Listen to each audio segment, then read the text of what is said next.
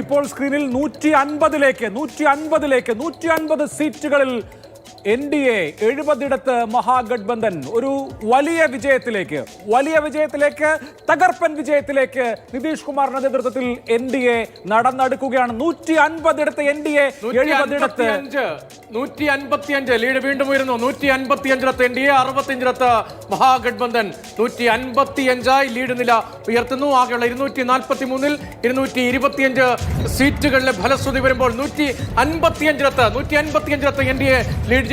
65 MGBയുടെ lead നില കുറയുകയാണ്. അതിൽ തന്നെ 74 BJP ആണ്. BJP തകർപ്പൻ പ്രകടനം കാഴ്ചവെച്ചുകൊണ്ടിരിക്കുന്നു. ഇതുവരെയുള്ള കണക്കുകൾ നോക്കുമ്പോൾ തകർപ്പൻ പ്രകടനം ബീഹാറിൽ BJP കാഴ്ചവെച്ചുകൊണ്ടിരിക്കുന്നു. ഏറ്റവും വലിയ ഒറ്റകക്ഷിയായി BJP, തൊട്ട് പിന്നിൽ 69 സീറ്റുമായി JDU-വും ഉണ്ട്.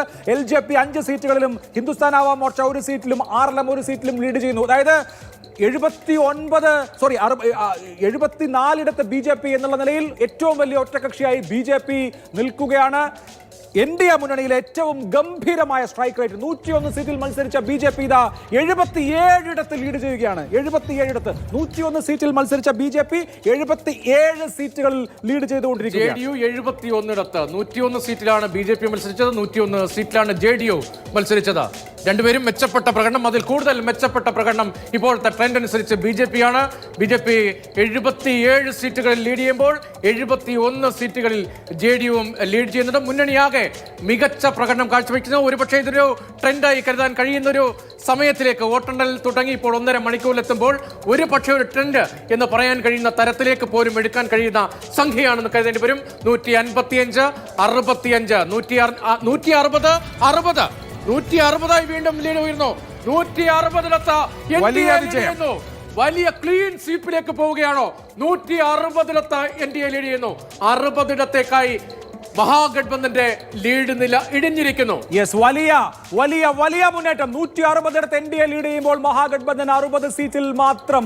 മഹാഗഠബന്ധൻ മഹാനാണക്കേടിലേക്കോ വലിയ വിജയത്തിലേക്ക് കഴിഞ്ഞ തവണത്തെ വിജയത്തെ കവച്ചു വയ്ക്കുന്ന, അമ്പരപ്പിക്കുന്ന വിജയത്തിലേക്ക് ഇതാ ദേശീയ ജനാധിപത്യ സഖ്യം. 160 സീറ്റുകളിൽ NDA, 60 മാത്രം മഹാഗഠബന്ധൻ. ജാതി രാഷ്ട്രീയ വേർതിരിവുകൾക്കപ്പുറത്ത് പുതിയ ഭൂമികകൾ കണ്ടെത്തിയ നിതീഷ് കുമാറിന്റെ വിജയമായി നമുക്കിതിനെ കാണാവുന്നതാണ്. പ്രത്യേകിച്ച് വനിതകളെ കേന്ദ്രീകരിച്ച് നടത്തിയ പദ്ധതികൾ, 10,000 രൂപ ഇപ്പോഴത്തെ ഇൻസ്റ്റാൾമെന്റ് ആയി കൊടുത്ത 10 ഹസാരി സ്കീം, മുഖ്യമന്ത്രി മഹിളാ റോസ്ഗാർ യോജന അടക്കം വലിയ ഇമ്പാക്ട് ഉണ്ടാക്കിയെന്ന് തോന്നുന്നു.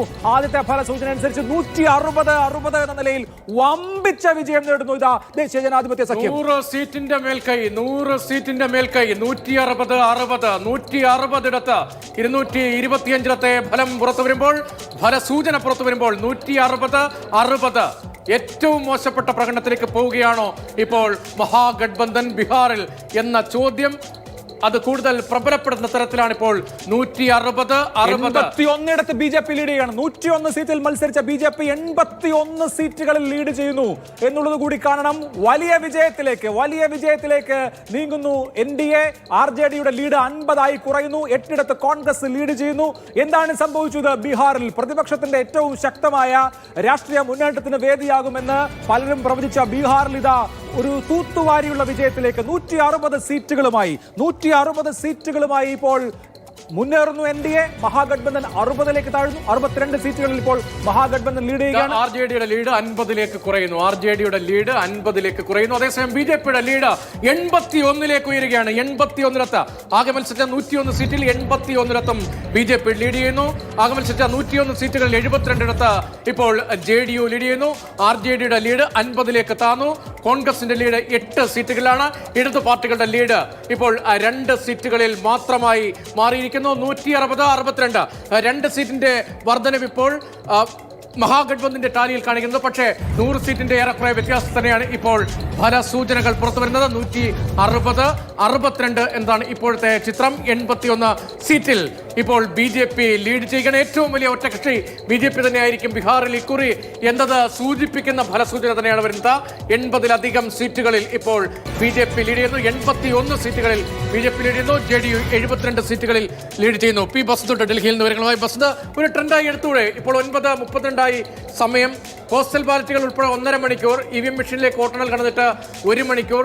ഏറെക്കുറെ ഇപ്പോൾ എല്ലായിടത്തെയും ഫലസൂചനകൾ വരികയല്ലേ? ഒരു ട്രെൻഡായി കാണാമോ? ഇതിൽ ഏറ്റവും ശ്രദ്ധേയമായിട്ടുള്ളത് ഇതൊരു ക്ലോസ് കോൺടെസ്റ്റ് എന്നുള്ളൊരു വാക്ക് നമ്മൾ ഇനി അങ്ങ് ഒഴിവാക്കാം. നമുക്കിതിൽ കടുത്ത പോരാട്ടം എന്നൊക്കെ ഉള്ളതെന്ന് വെച്ചാൽ തെരഞ്ഞെടുപ്പ് കമ്മീഷൻ്റെ ഔദ്യോഗികമായിട്ടുള്ള വെബ്സൈറ്റിൽ പോലും ഇപ്പോൾ വരുന്ന കണക്കുകൾ പ്രകാരമാണെങ്കിൽ BJP 20, JDU 15, RJD 6 എന്നുള്ള കണക്കാണ്. 3 സീറ്റിൽ മാത്രമാണ് കോൺഗ്രസ് ലീഡ് ചെയ്യുന്നത്.